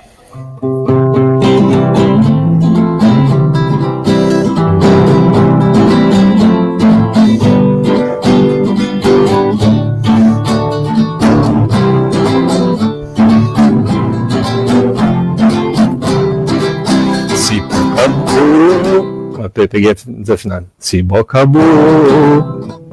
Tô nervoso. Se acabou, tu tá subindo na virola. Chegou a hora do pinheiro balançar. Sentiu o cheiro do mato da Imburana. Descansar, morrer de sono na sombra da barriguda. Nada vale tanto esforço do meu canto. Pra nosso espanto, tanta mata. Já vão matar, dá uma Atlântica e a próxima Amazônica. Voredos seculares, impossível de contar. Que triste sina, teve só do nosso primo. E um bebê de menino que nem nosso de falar. Depois de tanto sofrimento, seu destino virou tamborete, mesa, cadeira, balcão de bar. Quem por acaso ouviu falar da sucupira, parece até mentira que o jacarandá, antes de virar poltrona, porta-armário, mora no dicionário, vida eterna, milenar. Hoje é vivo, corre perigo, e os inimigos do verde da sombria, que se respira da clorofila, das matas virgens destruídas, vão lembrar. E quando chegar a hora, é certo que não demora, não chame Nossa Senhora, só quem pode nos salvar. É a Caviúna, Cerejeira, Baraúna, Embuiapau, Sova, Juazeiro, Jatobá, Gonçalo Alves, Paraíba, Itaúba, Lurité, Paracaúba, Peroba, Massaranduba, Cavalho, Mogno, Canela, Embuzeiro, Catuaba, Janaúba, Arueira, Araribá, Pau Ferrandico, Amargoso, Caneleira, Andiraba, Copaíba, Pau Brasil, Jequitibá. Quem hoje é vivo, corre perigo. Quem hoje é vivo, corre perigo. Aí, pessoal. Não sei se deu para sentir o clima.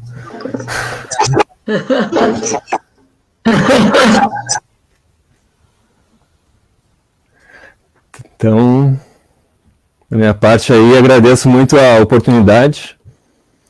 Para mim é muito legal, né? Uma honra, né? O URGS que me deu tanto, né? Desde a graduação, fiz também a especialização e mestrado.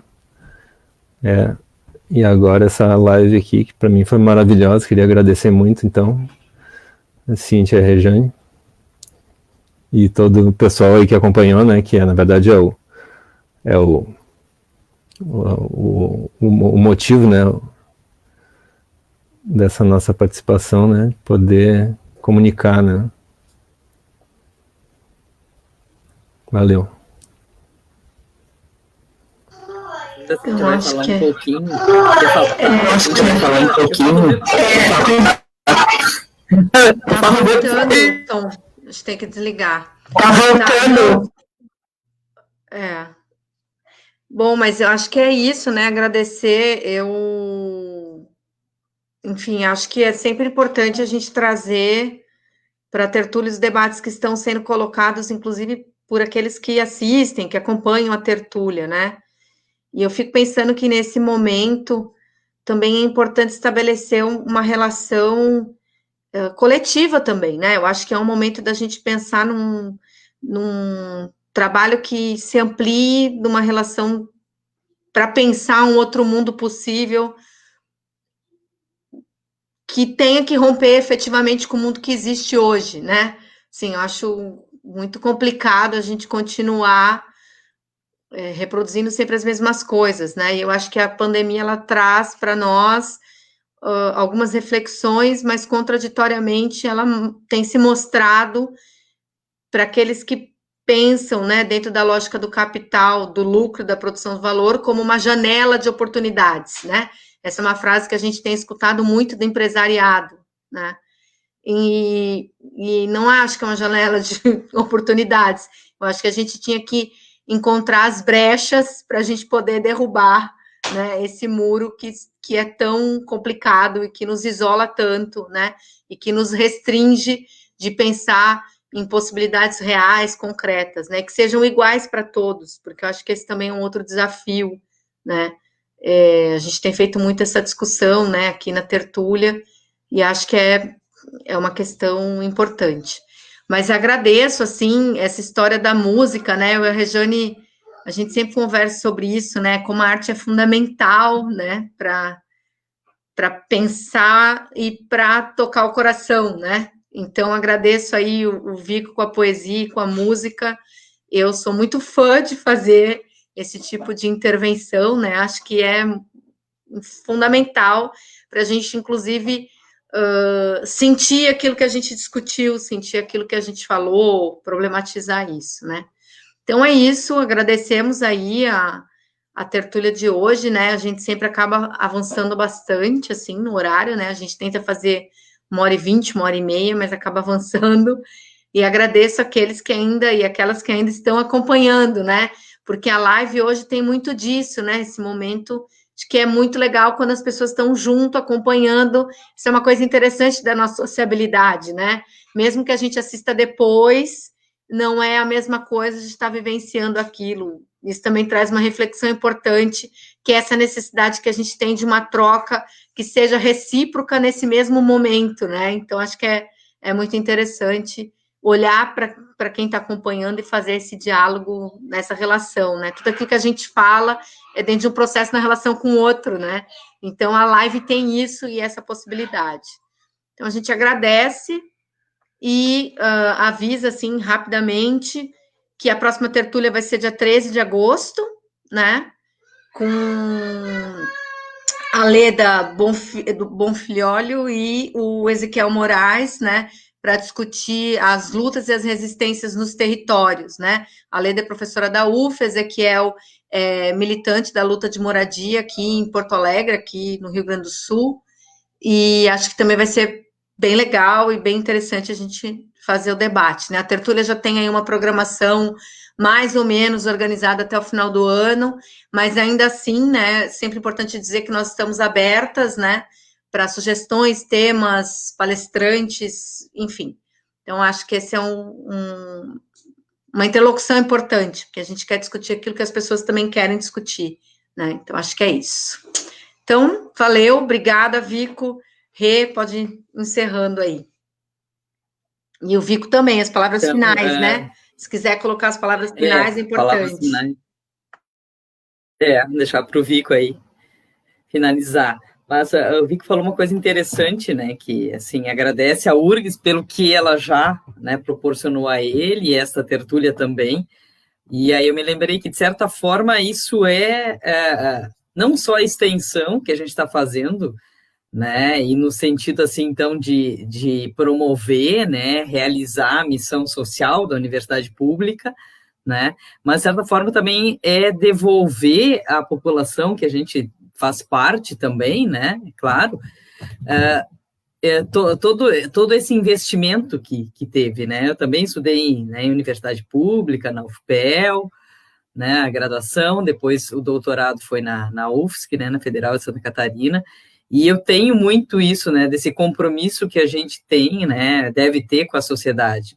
E a tertúlia busca fazer um pouco isso, né, extensão, mas no sentido de integrar, né, a sociedade com a universidade, e como a Cíntia falou, nós estamos sempre abertas aos temas, a convidados, agora nem tanto mais aos locais, né, pelo menos por enquanto a gente está fazendo live no Face, também a gente aceita sugestões aí de plataformas, etc., né, formas aí de transmitir e tudo mais, né, mas porque a gente procura sempre, desde o início procuramos, né, sempre fazer essa integração com a sociedade e fazer essa reflexão em conjunto com a sociedade, não no sentido assim de levar a reflexão para a sociedade, mas de fazer junto com ela, né, então é o que a gente vem tentando fazer, e aí por isso também os temas são muitos temas que as pessoas querem, né, ouvir, discutir, refletir, então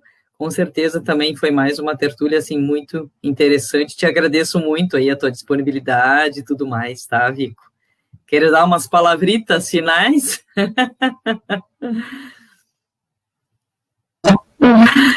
Não, eu acho que eu falei já bastante, né, já, assim, minha opinião, assim, minhas visões, né, e, assim, em termos, assim, do conteúdo, né, queria só saudar esse projeto de vocês, né? Eu acho que é extremamente importante, né? E tem toda a cara assim engajada de vocês duas, né? E na verdade eu não sei quem mais está participando dessa concepção, né?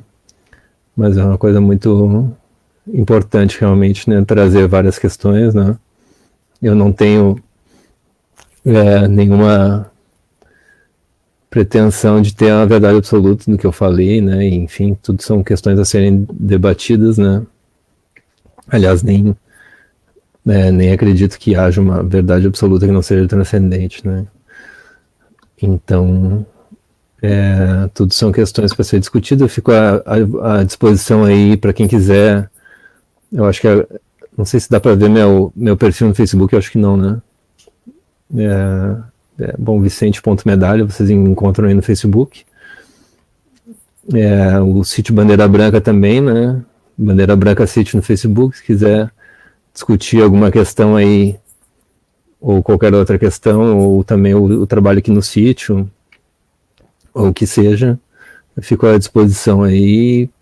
Agradecer muito o espaço, né? Agradecer a audiência. E é isso aí. Ficamos aí até as próximas. Com certeza virão.